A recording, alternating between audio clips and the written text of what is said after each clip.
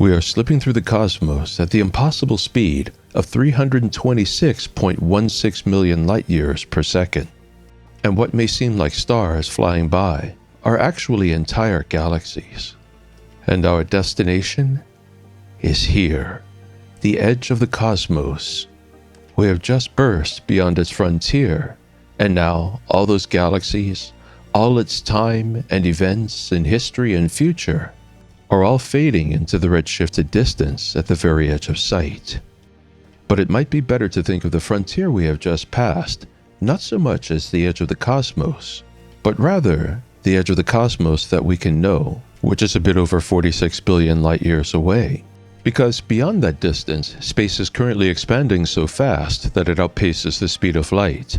Which is to say, beyond the 46 billion light-year edge, any light that starts trying to head our way will never be able to reach us, because it will not be able to travel in our direction faster than the space itself is stretching out. Now, what the stretching of space is a matter really for astrophysicists. But it's kind of hard for we humans to really wrap our collective minds around just what the stretching of space is, because we tend to think of it as things like a balloon stretching. That's one of the more common metaphors for the stretching of space. But a balloon is a poor analog for the stretching of space, because we would have to imagine a balloon that will never pop, because as it gets bigger, there's more rubber in the surface of the balloon. Or, in regard to space, as space expands or stretches, there is more space. Space keeps expanding, and it's as if space is infilled by more space. Where the space comes from, though, is something of a mystery. As well as exactly how it works, there are many theories, nothing definitive. In the astronomical world, we are at this odd place where we can observe the expansion of the universe, and we can even derive equations that describe it. But we can't really explain it. Our present limitations of technology and understanding put us at a place where we can only know it superficially. And a true, deep understanding is most likely yet a long ways off. But yet, one of the strangest things we observe in this broad and expanding universe is that everything is at the center. Here, on our own homeworld, Earth, we are at the center of the universe. If we travel nearly 600 million kilometers away to the neighboring world of Jupiter, it turns out Jupiter's also at the center of the universe. And if we travel some 2.5 million light-years away to the neighboring galaxy of Andromeda, which someday may merge with our own galaxy, it also is at the center of the universe. And even if we fling ourselves out to the very edge of the observable universe and come to this one galaxy here, somewhat amorphous and chaotic, it too is at the center of the universe. In fact, if much modern cosmological thinking is correct, everywhere you go, everything is at the center of the universe. This is a notion that for we humans runs entirely counter to our common sense, and it's innately difficult for us to understand. But discovering that things don't work according to our common sense is fairly common in the realm of science. To use a very old and simple example, for countless ages, people thought that a heavier object would fall faster than a lighter object. After all, a heavier object seems to pull down harder toward the ground than the lighter object, right? And our intuitive belief that a heavier object would fall faster than a lighter object was so powerful, so strong, that for millennia nobody thought to actually just test it. I imagine it was one of those things that just seemed to be so obvious, why bother testing it? It would probably have seemed to persons of the era the equivalent of touching water to see if it's going to make you wet. And it wasn't until just 400 years ago, after at least 100,000 years of human existence, that a man named Galileo decided to climb the Tower of Pisa and drop a couple objects of differing weights and see if one hit the ground before the other. In other words, our intuitive awareness of how the world works is often not a good guide to understanding how the universe works. Our intuitive awareness evolved across millions upon millions of years in nature, and was designed by evolution to help us cope with things like running away from saber-toothed tigers, chucking spears at mammoths for a steak dinner that night, and finding a nice cozy cave to sleep in. It was not designed nor evolved to understand the greater mysteries of the universe. So, it's only natural that this concept that everywhere in the universe is the center of the universe would be highly counterintuitive. But the reality is, right now, I am sitting at the exact center of the universe, and so are you. And so is everybody else. And that has to sound crazy, right? Let's see how that works. People tend to think of the Big Bang as something like an explosion. In fact, animations of the Big Bang often show it looking like this: a huge cosmic explosion inside of which is everything that ever existed and ever will exist. And it's generally portrayed as exploding into a vast void. Thus, we think of the universe expanding into a void that was already there.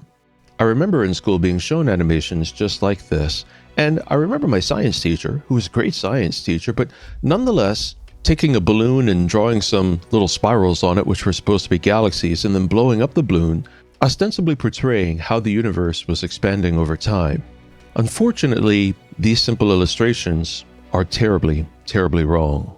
For one, as the balloon expands, the spirals that were on them representing galaxies also expanded, and it implies that the expansion of the universe is everywhere, but it isn't. The expansion of space happens in the vast distances between galaxies.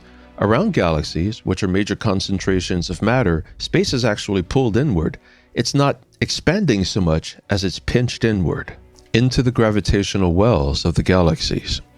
So for the balloon illustration to be accurate, it would have to be able to show the balloon expanding, but only between the galaxies. The spirals and other forms representing galaxies themselves should remain roughly static.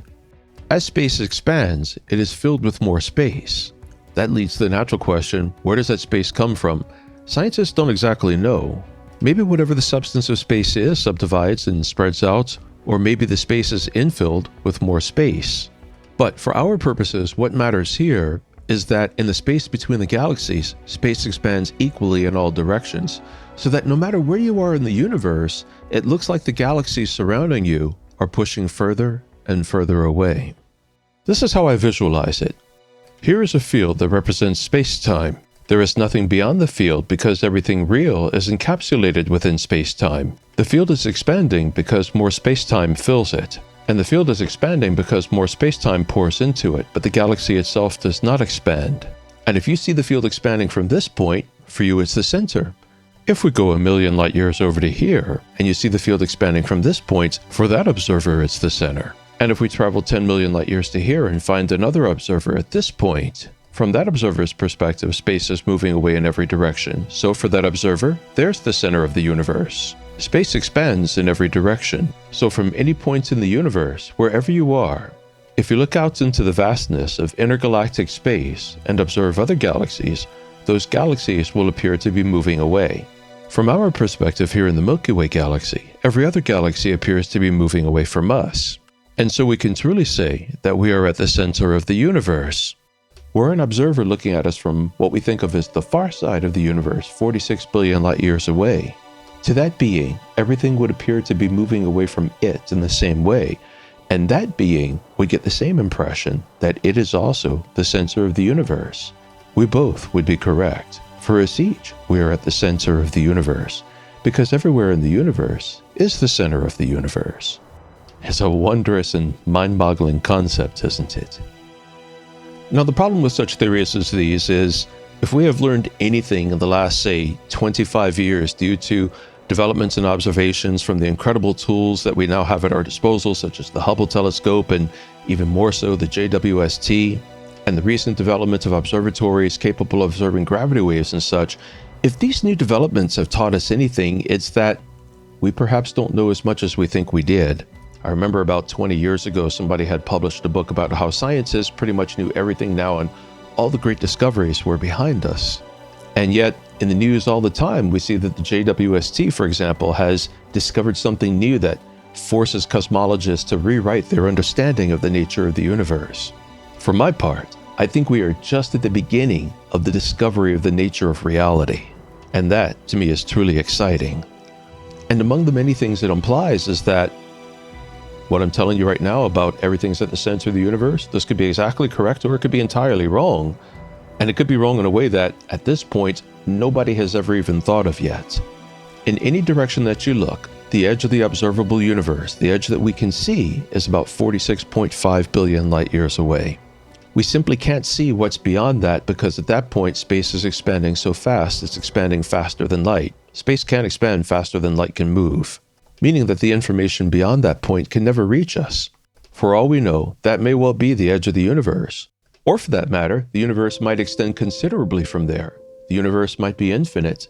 The universe might end someplace and join other universes. There could be a super universe surrounding all of us and a super universe around that. We simply don't know at this time. Our technology is not at the place. But as we understand it right now, given the fact that from any direction we look, the universe is expanding away, the indication is that everywhere in the universe is the center of the universe.